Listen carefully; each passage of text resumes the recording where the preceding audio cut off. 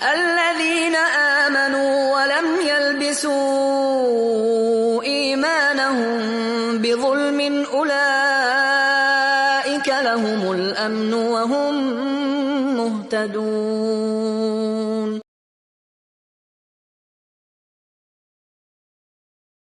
السلام علیکم ورحمۃ اللہ وبرکاتہ. نحمده ونصلي على رسوله الكريم اما بعد. بسم اللہ الرحمن الرحیم. آج کی نشست و مجلس میں میری سامنے ایک گزارشات یہ ہوگی کہ ہمیں والدین کو چاہیے کہ ہم کچھ وقت اپنے بچوں کے لیے نکالیں، اس ضمن میں کہ اپنے بچوں کی پروفائل چیک کی جائے، ان کا کن کے ساتھ اٹھن بیٹھن ہے، کون سی کمپنی اختیار کیے ہوئے ہیں. اس حوالے سے میں یہ بھی ایک تجویز پیش کیا کرتا ہوں کہ کبھی باپ کو چاہیے کہ وہ اپنے بیٹوں کو بٹھائے اور ان کو کہے کہ میں آپ کے دوستوں کی دعوت کرنا چاہتا ہوں، آپ کے بیٹیوں کو بلانا چاہتا ہوں دسترخوان پہ. غیر محسوس انداز میں بیٹوں کے یاروں دوستوں کے نمبر لے کے یا ان کے ذریعے ہی ان کے دوستوں کو انوائٹ کر لیا جائے، اور آپ کی قائرانہ نگاہوں سے دیکھیں، جائزہ لیں کہ کون سے دوست ہیں جو اس بیٹے کے دسترخوان پہ آئے ہیں، اور پھر کچھ وقت نکالیں، ان بچوں کو اسٹڈی کریں، اپنے بیٹوں کے دوستوں کو، ان کی مصروفیات کا موٹا موٹا سا جائزہ لیں، دیکھیں کہ ان میں سنوکر کتنے ہیں، ان کی صورت کیسی ہے، ان کی سیرت کیسی ہے، ان کا لباس کیسا ہے، ان کا انداز تکلم کیا ہے. کیونکہ اللہ کے رسول علیہ السلام کا فرمان ہے کہ سوسائٹی اور کمپنی اس کا بہت سا اثر بندے کے اوپر ہوتا ہے. اللہ کے رسول علیہ السلام نے ایک مقام سے بڑی پیاری مثال دی. آپ نے فرمایا کہ اچھے دوستوں کی مثال، اچھی سوسائٹی، اچھی پروفائل کی مثال یہ ہے کہ جیسے کوئی عطر فروش ہو. آپ عطر فروش کے پاس بیٹھے، آپ کو ہو سکتا ہے کہ آپ کا وہ دوست جو عطر بیچنے والا ہے خوشبو ہدیہ کر دے. اگر وہ آپ کو ہدیہ نہیں کرے گا تو اس کے پاس بیٹھنے کی وجہ سے آپ کو خوشبو ضرور آئے گی. یا یہ بھی ممکن ہے کہ آپ ان سے قیمتاً خرید لیں تو خوشبو تو اللہ کے نبی علیہ السلام کی پسندیدہ چیز تھی. اگر کچھ بھی نہ ہو تو اللہ کے نبی علیہ السلام فرماتے ہیں ان کے پاس، ان کے قریب بیٹھنے سے آپ کو خوشبو ضرور پہنچے گی آپ کی ناک تک. اگر آپ کے بچے کسی اچھے لوگوں کے ساتھ اٹھتے بیٹھتے ہوں گے جو اللہ خالق و مالک کے سامنے جھکنے والے ہوں گے تو نماز کے ٹائم پہ آپ کے بچوں کو وہ کہیں گے آج یار نماز پڑھ کے آئیے، وہ نماز کی دعوت دیں گے. آپ کے بچوں کے دوست اچھی ہوں گے، اگر وہ پٹڑی سے اترنا ہی کوئی ایسا قدم اٹھانے کی کوشش کریں گے تو ان کے یار دوست کیونکہ وہ اچھے ہیں اس کو منع کر دیں گے کہ نہیں یہ کام صحیح نہیں. اگر وہ منع نہ کرے، دعوت نہ دے، جب اپن کی مجلس سے اٹھ کے جب حی علی الصلاۃ حی علی الفلاح کی آواز کو سنیں گے تو اٹھ بیٹھیں گے، وہ دعوت نہیں دیں گے آپ کے بچوں کو. ایک وقت آئے گا ہمارے طرف کی آپ کے بچے بھی ان کے ساتھ مسجد کی طرف چلے جائیں گے. تو اللہ کے رسول علیہ السلام نے فرمایا کہ برے دوستوں، بری سوسائٹی، بری کمپنی، بری پروفائل کی نقصان یہ ہوتے ہیں کہ جیسے آپ کسی بچی چلانے والے کے پاس بیٹھے ہیں، آپ کے کپڑے ہو سکتا ہے جل جائیں، چنگیاڑی اٹھیں اور آپ کے کپڑوں کو جلا دیں. اگر کپڑے جلیں گے نہیں تو ہو سکتا ہے کوئی گندگی، کوئی ڈسٹ آپ کے کپڑوں کو خراب کر دے. اگر آپ اپنے کپڑوں کو بچانے کے اندر بھی کامیاب ہو جاتے ہیں تو عین ممکن ہے ہمارے بچوں کے ناک تک دھواں پہنچے اور ہمارے بچے اپنی لائن سے اتر جائیں. اس کی کئی ایک مسائل معاشرے کے اندر موجود ہیں. مثال کے طور پہ چند دہاڑے پہلے کی بات ہے، ایک بزرگ تھے، وہ بڑی دکھ بڑی اسٹوری سنا رہے تھے. میں نہ گاؤں کا نام لوں گا اور نہ ہی کردار کا نام لوں گا. بہت بڑی چودھریوں کی بیٹی، نام پر لوگ مرتبوں کے مالک، اور اکلوتی بیٹی ان کی، بھائیوں کی اکلوتی بہن، اپنی غلط سوسائٹی کی وجہ سے شادی کے چند دنوں کے بعد، مہینوں کی بات نہیں، چند دنوں کے بعد اپنی کسی دوست کے ساتھ راہ فرار حاصل کر لیا. اس نے پورے خاندانوں کے اندر فتنہ برپا ہوا صرف اس وجہ سے کہ اس بیٹی کی ماں نے ان کی سہیلیوں کا جائزہ نہیں لیا، اپنی بیٹی کی سوسائٹی کا جائزہ نہیں لیا. تو ہر ماں کو پتا ہونا چاہیے کہ اس کی بیٹی کس چیز کے ساتھ اٹھتی بیٹھتی ہے، کن کن بچیوں کے موبائل نمبر میری بیٹی کے موبائل کے اندر محفوظ ہیں، کن سے باتیں کرتی ہے، کن کو بلاتی ہے، کن کے پاس جاتی ہے. پھر ان بیٹیوں کا جب محاسبہ کریں، اگر ان بچیوں کے اندر آپ کو کوئی غلط بچی نظر آئے تو اپنی بچی سے محنت کر لیں، اس سے پہلے کہ ہمارے ماتھے کو رسوا کر لیں. ابھی تو میں اپنی سوسائٹی کی بات نہیں کر رہا، ابھی تو میرے مخاطبین وہ لوگ ہیں جن کو اللہ خالق و مالک نے بیٹے اور بیٹیوں کی نعمت سے نواز رکھا. یہی نوجوان ہیں جو معاشرے کو فرمان چڑھاتے ہیں اچھا ہے نہ برا ہے. تو اللہ سبحانہ و تعالیٰ نے قرآن مجید کے اندر اپنے محبوب علیہ السلام کو بھی حکم دیا. تو یہ بتائیے سب سے زیادہ دانا، سب سے زیادہ اللہ کے مقرب کون؟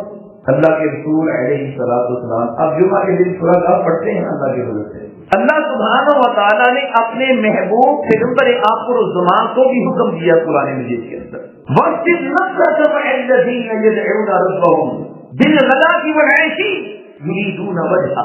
اللہ خالق و مالک اپنے محبوب کو حکم دے رہے ہیں کہ آپ بھی ان لوگوں کی سوسائٹی اختیار کریں جو صبح اور شام مجھے پکارنے والے ہیں. اس سے بڑی بات ہے کوئی؟ میں کیا ہوں؟ پوری دنیا کا تقوی اکٹھا کر لو، ساری کی ساری وہ دنیا جو اللہ خالق و مالک سے ڈرنے والے ہیں، متقین کی جماعت، انبیاء و رسل سمیت اللہ کے نبی کے تقوی کا مقابلہ نہیں کر سکتے. لہذا مجھے اپنی دینداری، مجھے اپنی اچھی سیرت، اچھی شہرت کہ میں کیسے رہ سکتا ہوں، اس سے گمان نہیں کرنا چاہیے. جب اللہ کے رسول علیہ السلام کو حکم ہے کہ آپ نے اچھے لوگوں کے ساتھ بیٹھنا ہے، تو ہم کیوں بیٹھے شرابیوں کے ساتھ؟ ہمارا جلانا کیوں ہونا چاہیے زانیوں کے ساتھ؟ ہماری پروفائل کے اندر ایسے لوگ کیوں ہونے چاہیے جو بہنوں کی وراثت ہڑپ کر جاتے بدبخت؟ ہماری پروفائل کے اندر بڑوں کے عزت نہیں ہونے چاہیے، بے نمازی نہیں ہونی چاہیے، زکات کے قائم نہیں ہونے چاہیے، تو اس کو میں شمار نہ ہو چکچک مراسم. اس لیے سے کہ میں اس کی اصلاح کر پاؤں. کہنا تو کسی مسلمان کے بارے میں دل میں رکھنا جائز نہیں، لیکن جلانا اچھے لوگوں کے ساتھ. اللہ سبحانہ و تعالیٰ نے اپنے پیغمبر کو حکم دیا وَلَا تَعِدُوا عَيْنَاكَ عَنْهُمْ، تمہاری آنکھیں بالکل بھی دوسری گندی کمپنی کی طرف نہ اٹھے، اپنی نگاہوں کو ٹکائے رکھنا اچھے لوگوں کی طرف، دیکھنے کی بھی اجازت نہیں ایسے لوگوں کو. تو کیا خیال ہے ہمیں اپنی سوسائٹیوں کا، اپنی کمپنیوں کا، اپنی پروفائل کا جائزہ لینا چاہیے اپنی، اور پھر اپنی اولادوں کے یاروں، دوستوں، بیٹیوں کی سہیلیوں کا ضرور جائزہ لیں. واللہ ساری کی ساری زندگی اور پورے کے پورے خاندان تباہ و برباد ہو جاتے ہیں غلط سوسائٹیوں کی وجہ سے. اس لیے کہ اللہ کے رسول علیہ السلام نے فرمایا الرجل دین خلیل، آدمی اپنے یار کے دین سے ہوتا ہے، اس کی عادات سے ہوتا ہے. مجھ سے اگر جو پوچھتا ہے جیسا فلاں بچہ کیسا ہے، ہم نے بیٹی کا رشتہ کرنا، میں کہتا ہوں ان کے یاروں کو پوچھیں، ان کے یاروں سے ملیں. اپنی لشت جگر کا ہاتھ کسی ہاتھ کے اندر دینے سے پہلے اپنے ہونے والے دماغ کے یاروں سے ملیں، کیونکہ اللہ کے نبی علیہ السلام نے زبان نبوت سے بہت بڑی خبر دی ہے کہ آدمی اپنے یار کی عادات کے اوپر، اس کے رہن سہن کے اوپر، اس کے طور طریقے کے اوپر ہوتا ہے. تو جس بیٹے کی کمپنی اچھی ہو، اس کے دوست اچھے ہوں، نماز پڑھنے والے ہوں، اللہ کے قریبی ہوں، شرم و حیا والے ہوں، باصلاحیت ہوں، اس کا مطلب یہ ہے کہ یہ بیٹا ہماری بیٹی کے لیے سوچ کرتا ہے، بیٹی دے دے اس کو. اسی طرح اگر بیٹی کی شادی کرنی ہے، میرا گزشتہ روز محافظ قوم کے درس اللہ کے حضور و کرم سے حقوق العباد کے موضوع سے، وہاں پہ میں نے گزارش کی کہ نوجوان کے اوپر اس کی پیدا ہونے والی اولاد کے حقوق جاری ہو جاتے ہیں. ابھی اولاد پیدا نہیں ہوتی، کسی بھی مرد کسی بھی نوجوان کے اوپر اولاد کے پیدا ہونے سے پہلے اس کے ہمارے پن کے اندر اس کے اوپر حق ہے اولادوں کا کہ ان کی ماں کے لیے عورت کا انتخاب اچھا کرے، بہترین ان کی ماں کا انتخاب کرے.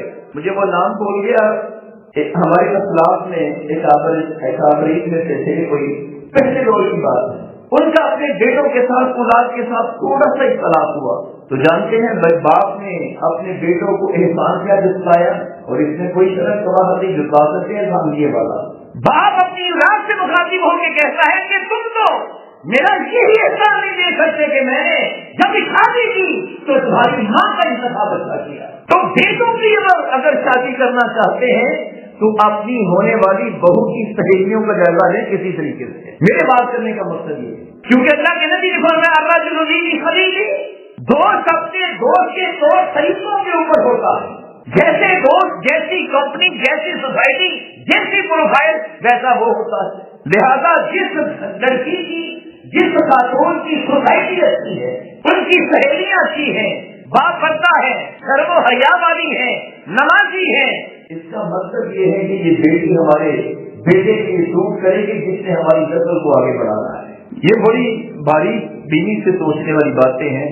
تو اللہ کے نبی نے فرمایا فَلْيَنْظُرْ أَحَدُكُمْ مَنْ يُخَالِلُ، لہذا ہر بندہ دیکھ لے کہ اس کے قریب کیسے ہے، وہ کس کو اپنا دوست بنا رہا ہے. ادروائز کیا ہوگا کل قیامت کا دن ہوگا جب اتنے بڑے بڑے دبے جھوٹے اللہ تعالیٰ کو مالک دکھلائے گا نا مارنے کے لیے کہ وہاں پہ لوگ اپنے ہاتھوں کو کاٹیں گے اور کہیں گے کہ ہائے کاش ہم نے فلان کو اپنا دوست نہ بنایا ہوتا. وہاں پہ تو اپنے منہ موڑ لیں گے. یوم یفر المرء من اخیہ وامہ وابیہ وصاحبتہ وبنیہ، اس سے بڑی بھی کوئی شے دنیا میں ماں باپ، بیٹے بیٹیاں منہ موڑ لیں گے.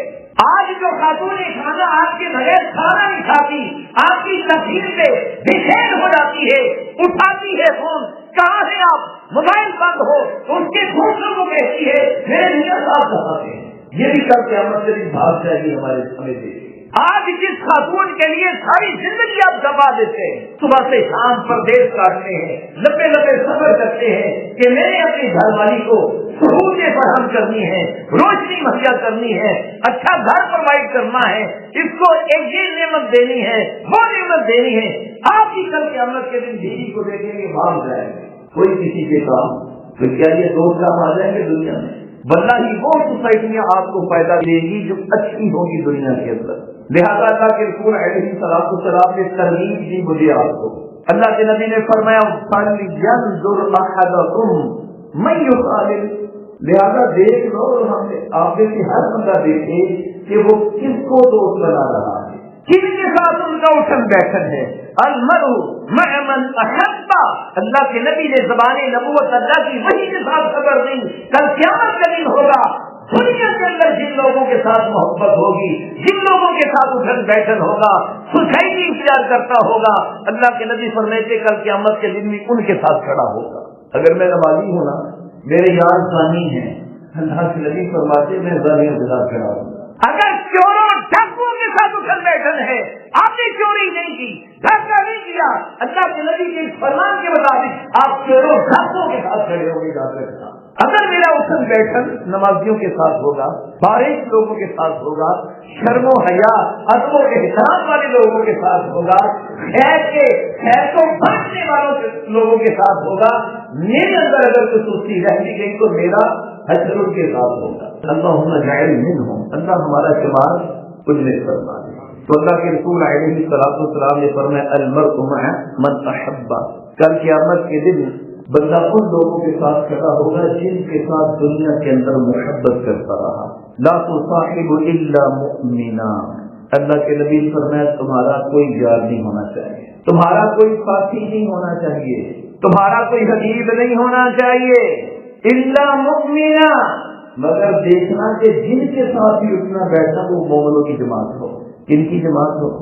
مومنوں کی. تمہارا کھانا کوئی نہ کھائے الا تقی، مگر تقوی اختیار کرنے والے. تھوڑی سی تقوی کے اوپر بات کر، تاکہ تو وہی ہے تقوی والوں کے ساتھ اٹھنا بیٹھنا. کیوں رکھا ہوگا آپ نے؟ افطاری سے پہلے تک کیوں نہیں دیے گی آپ زمزم جو دنیا کا سب سے بہترین مشروب ہے؟ سارے کے سارے اوزار اللہ نے جنت سے بھیجے تھے.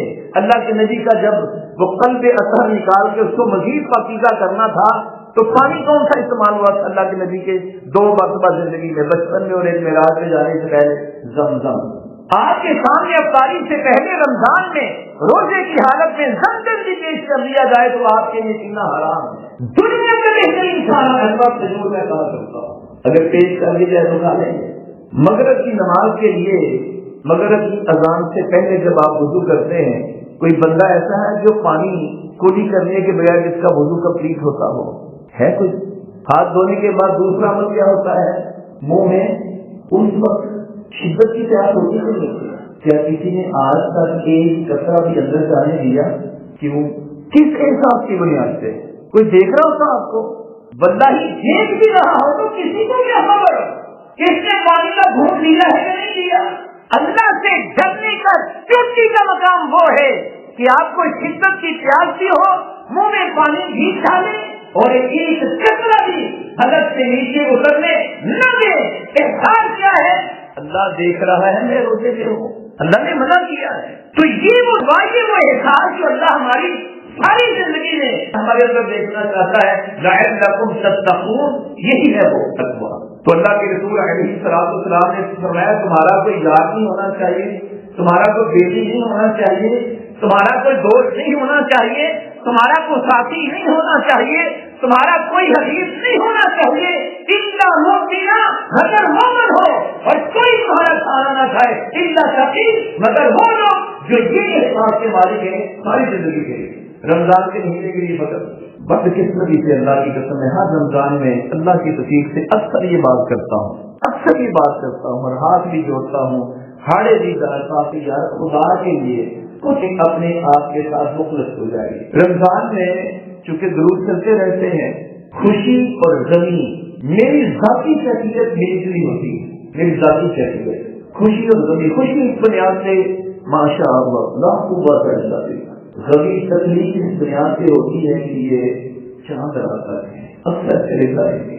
میں یہی گزارش کیا کرتا ہوں کہ آپ کو خبر ہے کہ زمانہ نبوت صحابہ کا دور، تابعین کا دور، تبع تابعین کا دور، مساجد میں رش نہیں ہوتا تھا۔ ساتھ ایک لفظ میں جوڑا کرتا ہوں اضافی، رمضان میں مساجد میں رش نہیں ہوتا تھا، اضافی کیوں نہیں ہوتا تھا؟ اللہ کی قسم پورا سال 11 مہینے جو نمازی ہوتے تھے وہی رمضان میں ہوتے تھے، اور یہ بھی جانتے ہیں کہ رمضان کے مہینے کے اندر مسجد میں اضافہ کس کا ہوتا تھا؟ جو رمضان الوقت کے مبارک کے مہینے میں اسلام قبول کرتا وہ مسجد میں آ جاتا۔ پھر میں یہ بھی سوال کیا کرتا ہوں معذرت کے ساتھ اپنے بھائیوں سے کہ کیا ہم نے رمضان المبارک کا چاند دیکھ کے کرنا پڑا ہے یا پہلے سے مسلمان تھے؟ پھر میں یہ بھی گزارش کیا کرتا ہوں کہ کیا اشتہار کا چاند نکلتے ہی نعوذ باللہ ہم مرتد ہو جائیں گے کہ اللہ احکامات کو اٹھا دے گا؟ کیا اس کو تقویٰ کہتے ہیں؟ پورے کا پورا ایک مہینہ اللہ نے پاکیزہ طیب حلال چیزوں سے بھی ہمارے دامن کو پیچھے رکھنے کا حکم کیوں دیا کہ باقی 11 مہینے کم از کم جو ممنوعہ چیزیں ہیں اس سے بچے رہو۔ جس عورت کو اللہ کا نام دے کے اپنے لیے حلال کرتے ہو اس سے قریب جانا بھی منع ہے ایک خاص ٹائم فریم کے اندر۔ اس سے یہ مراد ہے کہ باقی 11 مہینے تم نے ایسی عورتوں کا پیچھا نہیں کرنا جو تمہاری نہیں ہے۔ حلال پاکیزہ چیزیں کھانے پینے سے تمہیں منع اس لیے کیا ہے کہ باقی 11 مہینے تم نے ایسی چیزوں کے قریب نہیں جانا جو مجموعی طور پہ ناجائز ہے۔ روزہ جھوٹ فراڈ غلط بیانی کی بنیاد پہ قبول نہیں ہوتا۔ کیوں اللہ کے نبی نے خبر دی کہ باقی 11 مہینے تم نے جھوٹ نہیں بولنا، پورا ایک مہینہ پریکٹس ادا کروائے۔ ہمارے تقوی کا معیار یہ ہو کہ شوال کا چاند نکلتے ہی عید الفطر کی فجر کی نماز کے اندر ہی نتیجہ ہم دے دیتے ہیں کہ ہم کون تھے کہاں چلے تھے۔ تو اللہ کے نبی نے فرمایا تمہارا یار دیوی دوست ساتھی حجیب نہیں ہونا چاہیے مگر ایمان والا، اور اسی حدیث کا تعلق یہ ہے کہ تمہارا کھانا کوئی نہ کھائے مگر تقوی والا۔ تقوی والے وہ ہیں جو پورا سال اللہ خالق و مالک کے سامنے جھکتے رہتے ہیں۔ صرف رمضان کے مہینے کے اندر ہی نہیں، اللہ خالق و مالک ہمیں توفیق عطا فرمائے کہ ہم مستقل اللہ سبحانہ و تعالیٰ کو ماننے والے بنے، اللہ خالق و مالک کو جھکنے والے بنے۔ میں نے گزشتہ سال اسی مسجد میں غالباً بچوں کے والا سے گزارش کی تھی، آپ کے جس کے قریب چھوٹے بچے ہم کو کھڑا کر دیں، بچے کھڑے ہو جائیں، سب ذرا اٹھے بیٹھے سارے بچے ادھر آ جائیں، میرے پاس ادھر آ جائیں، آگے ماشاء اللہ قوت الا باللہ۔ ان کے والدین ہیں تو یہاں پہ بیٹھے ہوئے، ان کے مرکب میں اگر آپ میرے ساتھ تھوڑا سا تعاون کریں تو آپ ذرا ایک سائڈ پہ ہو جائیں ذرا نا، میں دیکھنا چاہتا ہوں کہ وہ کتنے لوگ ہیں جن کے ساتھ بچہ کوئی نہیں آیا۔ پھر بڑی مجلس میں میں جواب نہیں دوں گا، یہی کہوں گا کہ آپ ذرا نظر اٹھائیں اپنے گھر کی چار دیواری کے اندر کہ آپ کے کوئی بچے سوئے پڑے ہیں وہاں پہ۔ ان بچوں کا اور بہت بچوں کا کمپیریزن کرے، تقابل کرے گا، خوش قسمت ہیں یہ بچے اور قابل رشک ہیں ان کے والدین کہ جن کے بچے اس وقت مسجد کے اندر موجود ہیں، نماز کے بعد درس بھی سن رہے ہیں۔ یہ وہ بچے ہیں جو آپ کی مساجد کو آباد کریں گے ان فیوچر۔ یہ وہ بچے ہیں جو اپنے ماں باپ کے لیے صدقہ جاریہ بنیں گے. یہ وہ بچے ہیں جو اپنے ماں باپ کے لیے کل قیامت کے دن بخشش کا ذریعہ بنیں گے. یہ وہ بچے ہیں جو جہنم سے ڈال بنیں گے، بچ جائیں گے ان کے والدین اللہ کے فضل و کرم. اللہ کے نبی نے فرمایا اذا مات الانسان انقطع عمله الا من ثلاث صدقۃ جاریہ او علم ينتفع به او ولد صالح يدعو له. جب آپ مر جائیں گے ہماری زندگی کے تمام اعمال منقطع ہو جائیں گے. ہم مر گئے روزہ کہاں سے رکھیں گے؟ ہم تو مر گئے حج کے لیے کون جائے گا؟ ہم تو مر گئے مسجد کی خدمت کون کرے گا؟ ہم تو مر گئے خطابت کون کرے گا؟ ہم تو مر گئے امامت کون کروائے گا؟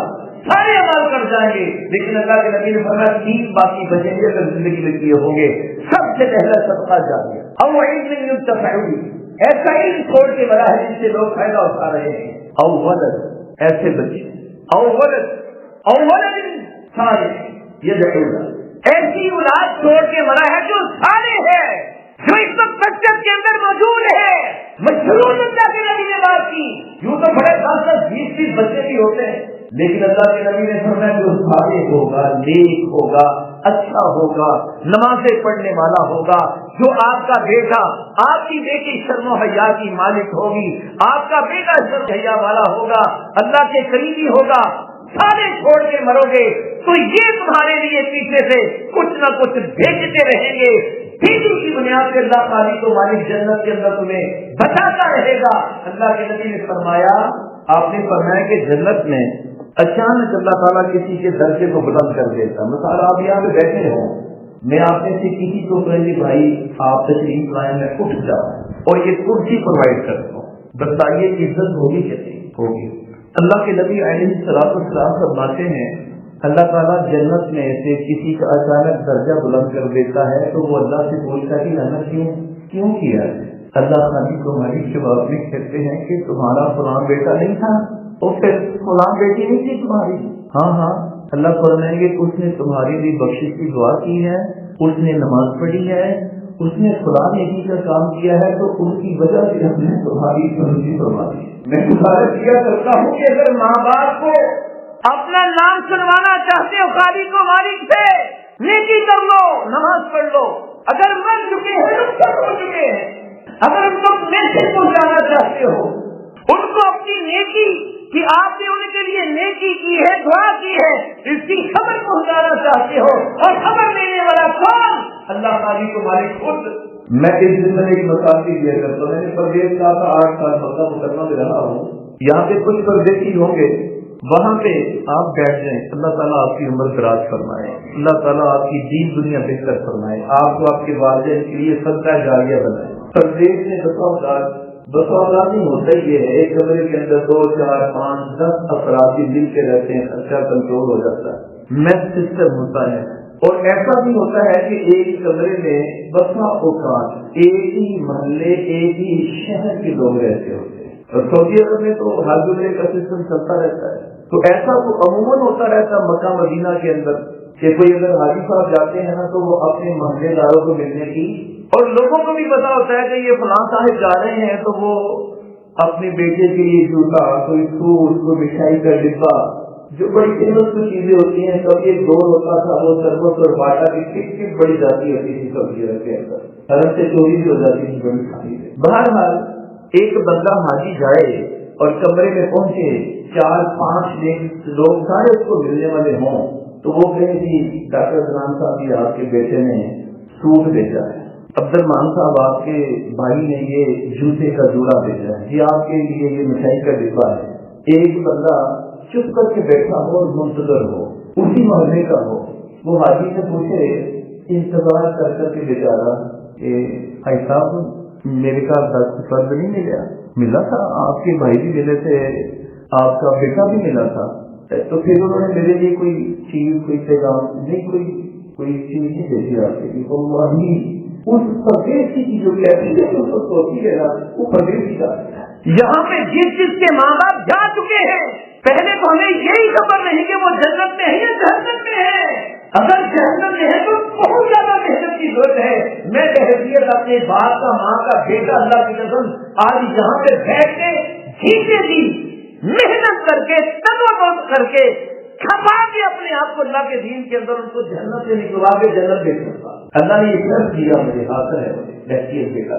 اگر وہ جنت میں ہی ہے، اللہ کرے ایسا ہی ہو، تو پھر بھی اگر ان کو آپ کچھ نہ بھیجے تو پھر اس پر دیسی غلطی کر دی ہے جو میں نے مثال دی چھوٹے سے.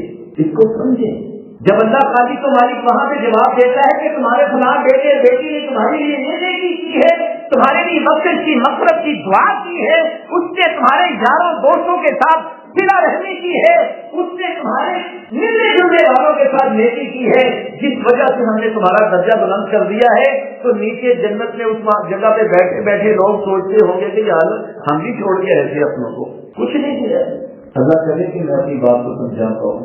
اللہ سے دعا ہے اللہ خالق و مالک ہمیں توفیق عطا فرمائے. جو کچھ کہا، جو کچھ سنا، کہنے والے سننے والوں کو اللہ اپنے فضل و کرم کے ساتھ عمل کرنے کی توفیق عطا فرمائے. یہ کانوں کا جھٹکا، یہ زبان کا بولنا، یہ کانوں کا سننا، اللہ فقط اس کے اوپر ہمیں نہ رکھے. جو سنتے ہیں سناتے ہیں اللہ تعالیٰ اپنے فضل و کرم سے میکسیمم حد تک ہمیں عمل کرنے کی توفیق عطا فرمائے. اللہ ہماری بچوں کی سوسائٹیوں کی اصلاح فرمائے. میں پھر آخری گزارش کرتا ہوں خدا کے لیے پلان کر لیں اسی مدت کے اندر کہ آپ نے اپنے بیٹوں کی اور اپنی بیٹیوں کی سوسائٹی کا ضرور جائزہ لینا ہے. جہاں پہ کوئی قابل اصلاح بات ہو ممکن حد تک ان کو بچانے کی کوشش کریں. اللہ سے دعا ہے اللہ تعالیٰ ہماری نسلوں کو حفاظت فرمائے. آمین یا رب العالمین. وما توفيقي إلا بالله